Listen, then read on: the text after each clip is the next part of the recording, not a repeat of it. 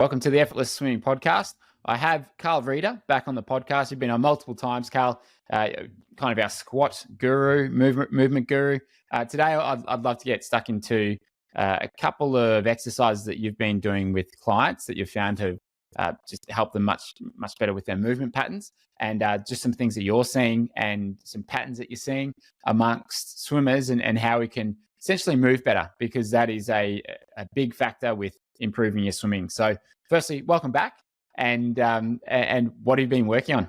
Yeah, Brent, thanks for having me back. It's always good. And as always, it's great working with the swimmers and your members. And yeah, you learn a lot as you work with the swimmers. You just start to see new nuances and exercises and what's working and what's not working, and just tracking those results. It's been really exciting, and especially seeing the guys making significant improvements with shoulders and backs, and even just getting their glutes or buttocks activated. It's all good. Yeah. So for those who don't know me, one of my things that I really focus on a lot was helping clients with this, doing the squats. And we've got a course that we worked on together, and that's also was the basics of the introduction to how to squat correctly.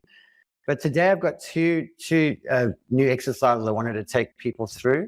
And just to give a bit of history, or just a bit of background, is we talked about in the last podcast, if you remember, this thing of connection, electrical connection. And so basically the body, when you use your muscles, you're generating electricity. And so just the same way is if you have wiring in your body that there's a resistance, or there's a problem or a break in the circuit, then you don't get that transfer of electricity and power.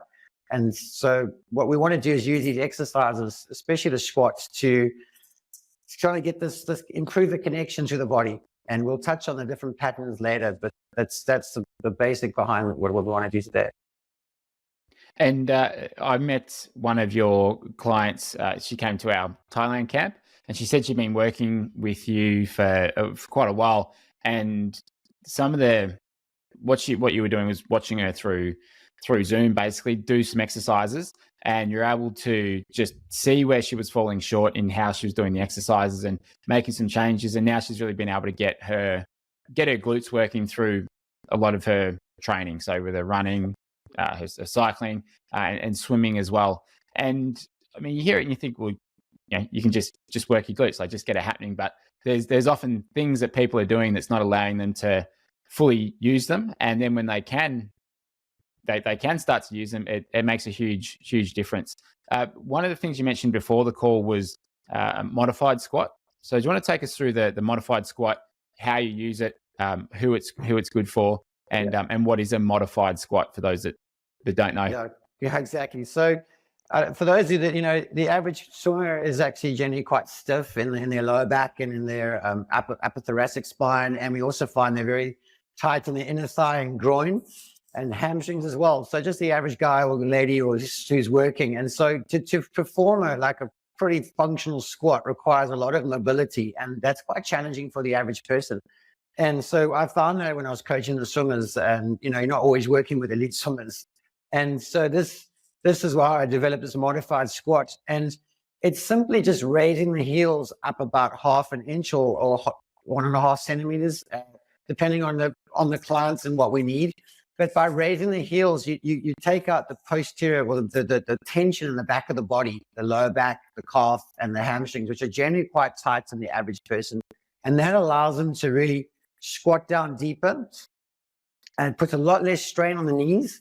And they're able to get into their hip flexors. And this is a key point here with this exercise, Brent, is that so many swimmers are trying to stretch out their hip flexors. It's quite a common thing on Google, how do I stretch my hip flexors? And this exercise allows you to get down deep enough into the squat that it actually activates and strengthens the hip flexors. And then we see that actually has a huge, powerful way to release the hip flexors. So one of the things is it's a bit of a mind shift, is instead of trying to stretch the hip flexors, I've actually been trying to get my guys to really strengthen them. And this really helps them to get into it. Does that make sense? So you're basically just raising the heels. Now, people often ask me, but I'm going to be shortening my Achilles tendon by doing that. And I've always just said to them, you're doing this as a tool in the squatting. You're not walking around with a wedge in your shoes, that would cause trouble. Yeah. And what are you getting them to use to raise it? So you've got a few things. You can roll up a towel, roll up your gym mats. You can actually buy these slant boards. You know, I don't know if people have seen them in the gym. They're like slant boards you can stand on, and you can vary the angle of the slant. The only problem I find with the slant boards is they often make them too narrow. So when it comes to squatting deep, it's sometimes for especially clients who are like over 50, 60, you need to have a little bit wider base. But just simply rolling up a mat and you can get that thickness to about an inch. Again, depending on what we desired result. Yeah, and I've done this myself as well, and it's just much easier to get into some of those positions. And so I'm probably not super tight through the hammies, but I'm certainly not really mobile with them either. And it just makes everything a whole lot easier. So you find that by doing that, it just allows people to get to fire the hip flexors better, to use them better. Correct. Compared to when they're not doing it. And it's a great way to, as you get down deeper, you know, you can maintain a better position in your lower back. So people often overcompensate in doing squats in the lower back. It's the first thing that they feel. And the other thing they feel is their knees. So depending on their foot structure, so if they've got flat feet, that's a problem because the knees kind of roll in too much. And if they've got these high arches, they don't have enough internal rotation or the knees to move where they're going deep, and then they get knee problems. So this is quite a simple tool just to use to get people to kind of navigate around all those, you know, those restrictions. Yeah, I like it. And another one that you mentioned was the sumo squat. So from my understanding, that's where the feet are sort of wide outside the knees, correct, wider than the knees. Can you talk, what's the difference between the benefit, I guess, of doing the sumo squat compared to a normal squat? Or what's the difference really?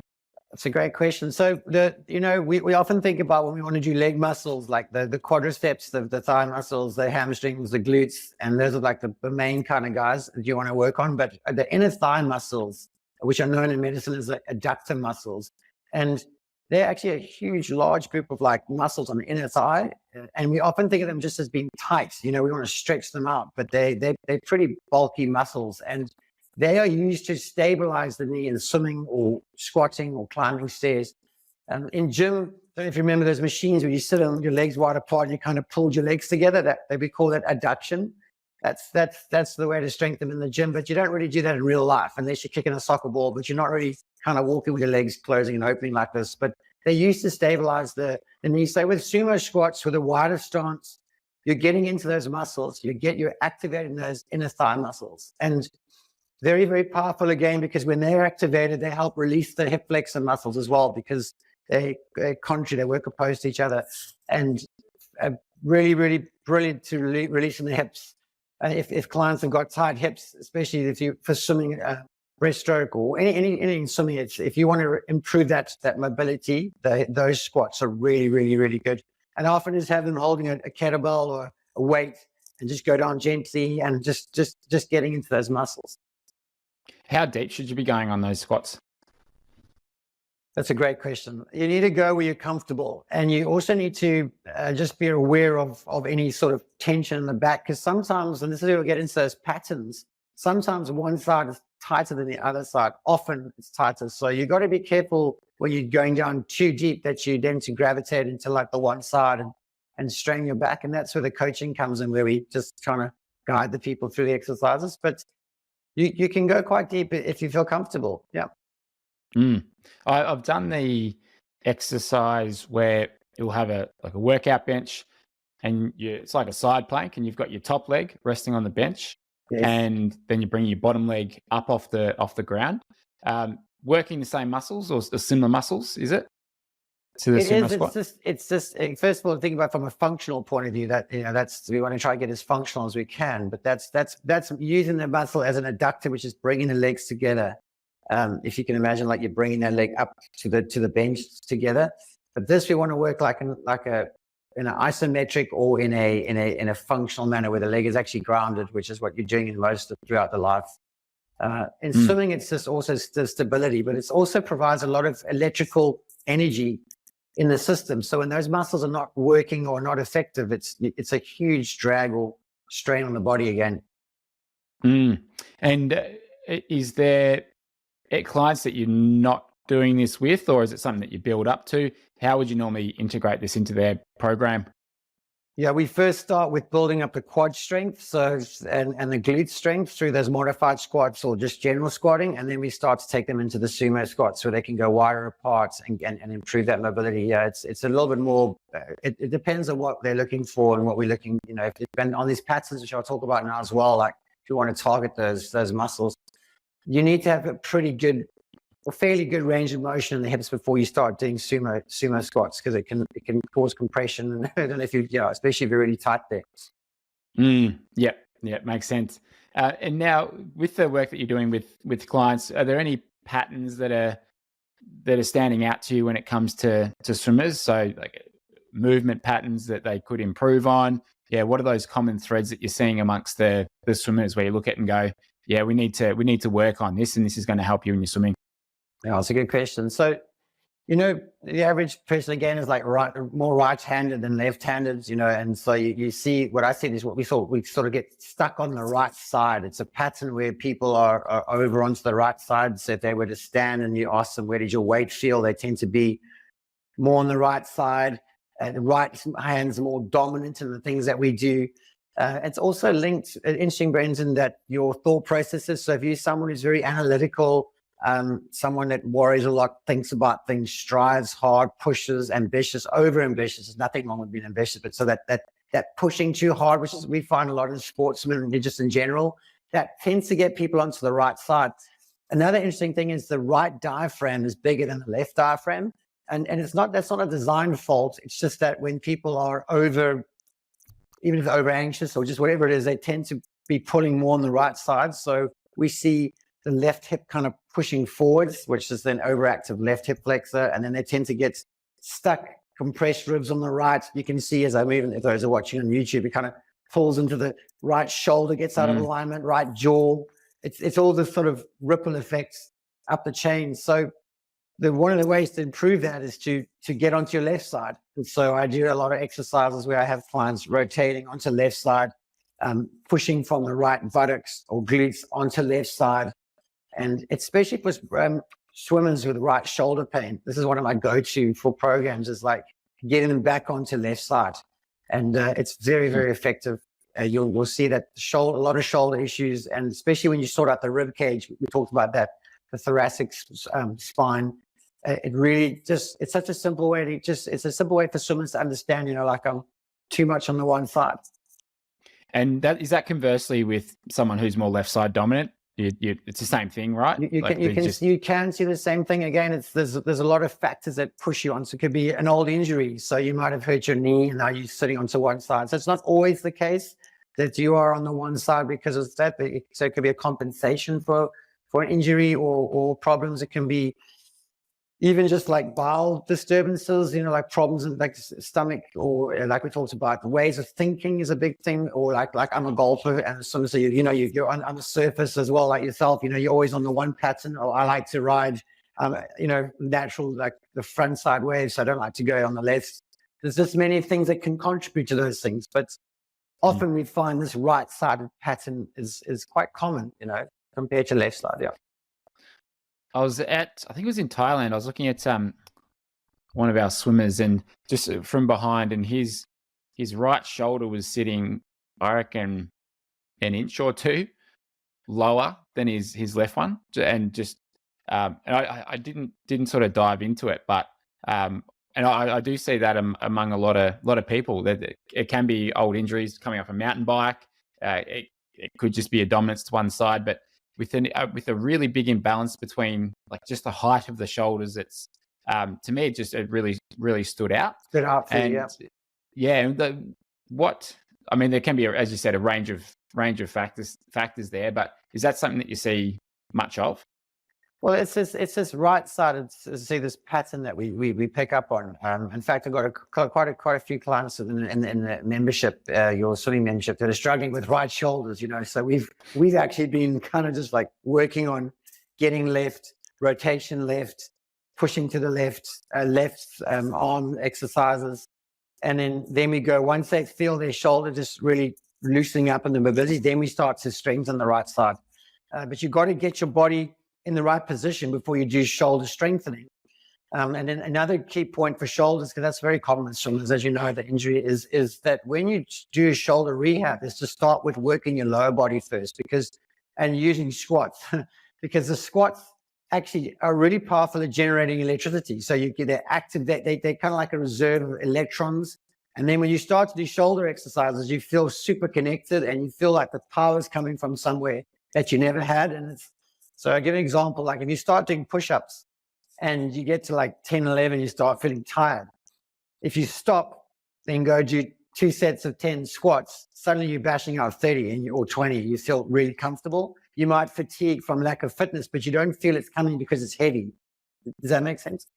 Is that a little bit like the Wim Hof breathing thing, where have you seen that, where you kind of do this, not hyperventilating, but it's like this intense breathing, and then you do push-ups, and you can do like double what you'd normally be able to do in terms of the push-ups, and it's just is it the same probably concept? Working with the oxygen, there's an oxygen component there as well, like getting the release of oxygen into the body, and then you've got like availability of power, like you said. Yeah, right. It's really, I find it, it's even my own personal training, like for myself, like if I ever want to do upper body, I straight away go to my squats. I really make sure I get that connection, and then I go and do my shoulders. So yeah, so that is that right shoulder.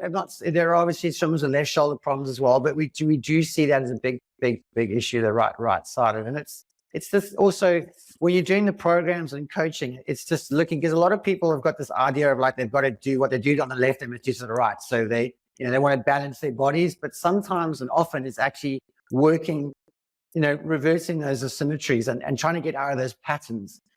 And as I say to the clients, we don't want to like target one muscles, because muscles, they all work together. There's a relationship. So tight hip flexors is, the answer is not just releasing the hip flexors. Now I use the strength in the hip flexors, but in that I'm also working glutes, I'm working hamstrings. We've got rotation. So we're trying to get this whole reverse the patterns is what I'm trying to say. Yeah. Yeah. And it's the more you look into it, the more you see it, I think, with people as well. And especially for you with a trained eye, it's something that you can probably pick up pretty quickly when you're watching people as well. And I mean, I imagine you probably walk down to the supermarket and you're watching people walk and seeing how they move as well. Like when I go to the swimming pool. Your right shoulder hurts. Yes. How did you know? Yeah. But one of the key things we do is just have them standing barefoot, and that's usually a dead giveaway. You can see where the pressure on the feet, that tells you where the weight is. I'm not sure if do you walk barefoot? Are you familiar with this whole grounding, earthing effect as well? Like, because I'm a big into electrical being, so like actually training, doing a lot of the squats and everything bare feet and not doing it in trainers makes a big difference as well. So like if you wear like whatever trainer you wear, you've got these big thick soles, and you can kind of get the muscles to activate. But if you take your shoes off and do the same exercise, it's amazing how much more activation you get through the body. You have heard that. I'd say when I go to the gym, I've got just sort of runners on. But outside of that, I mean, I'm generally just barefoot at home. Brilliant. But I'd say not doing a lot of strength stuff in bare feet at the moment, I'd say. Okay. It's easy for you to go on the side on the grass and do like a single leg lunge or like a squat, and then put your trainers back on, or go and gym, and you'll feel the difference. It's actually quite substantial, significant. Yeah, I'm right. not suggesting you go to the gym, barefoot, but there's something like, especially because I'm on that whole electrical. I'm really passionate about this whole electrical beings, that we are like electrical. We literally like the muscles are like battery packs, and like I do quite a lot of trail running. And when I run with my trail running shoes, I never feel comfortable, and it's maybe I should get a new pair of shoes. But the thing is, when I run barefoot, I mean, they've got these minimalistic shoes as well, which is quite popular. But there's something to be said about being barefoot on the ground. Yeah. Yeah. And what got you interested in that side of things? I think for me was this whole idea of like, how come when I do my squats, I feel so much stronger in the upper body? Like, what has just changed? Like, how do I go from doing 6 push-ups or 7 push-ups and feeling tired, and then I go and do 20 squats, which are nothing related to the upper body. And then I can just go and do like, I have to feel so light. He talked about in the last podcast about movements that feel light. Like I feel like really 60-70% lighter. I feel like I'm just like bench pressing like 5 kgs. Now, what changed? I mean, like, how did it go from feeling like I'm bench pressing 100 kgs to bench pressing 5? It might be exaggerating. Bench pressing 20 kgs. It's just something's changed, and that was where the electricity came. I'm getting power from somewhere. Like something has changed, or resistance has improved. There's no ways I've warmed up my own muscles, So that started me, and then I did a lot of research on muscles and the electricity of the heart, the brain, and the back. Like ADP, are you familiar with ADP? ATP, sorry, ATP, like the in mitochondria. Now, mitochondria, that's the actual energy. So when you use up ATP, you're releasing electrons. And then through the Krebs cycle, through the fatty acids, and you recharge ADP back up into ATP. So you're recharging those mitochondrial, and that's actually the electrical system. And so that's why you have fatigue or drop. We talk about a drop in voltage. So it's this whole connection. It's been very, very fascinating. Yeah, interesting. There you go. I'll have to look into that more, because I'd say I don't really know anything much about it, apart from when you mentioned it on the last podcast. And to finish up here, is there anything we haven't covered that you think we should have, or any last pieces of wisdom for people listening to the episode? No, that's pretty much it. I think the last thing, just always progressing, slowly, not trying to like progress too quickly. I guess it's the same as swimming or any sport, running. Just with the exercises, just really make sure you're dialed in. You feel the muscles you want to work. You're not trying to just like go through a program and get on with it and then go back to work, or you just be intentional and have a good body awareness of what's working. And also that's where the coaching helps. I mean, like this is a thing on Zoom. We can see a lot, when I work with the clients, even if it's just a one-stop session, or, if it's personal training for a couple of weeks, just to get the muscles that, having someone that you can talk back to and say, this is what you're feeling or not feeling, makes a big difference.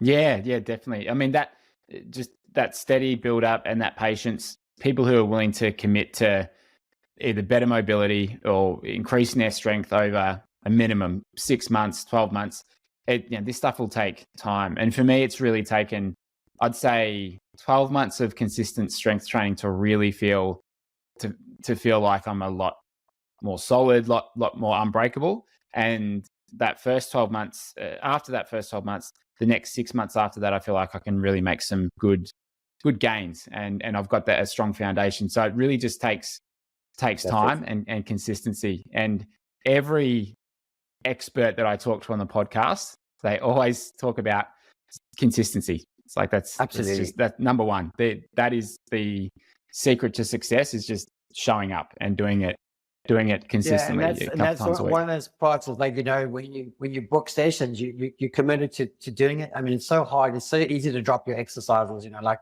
sometimes you wake up in the morning, you just don't feel like doing anything, so having a coach helps that consistency. If it's once a month, whatever, just check in.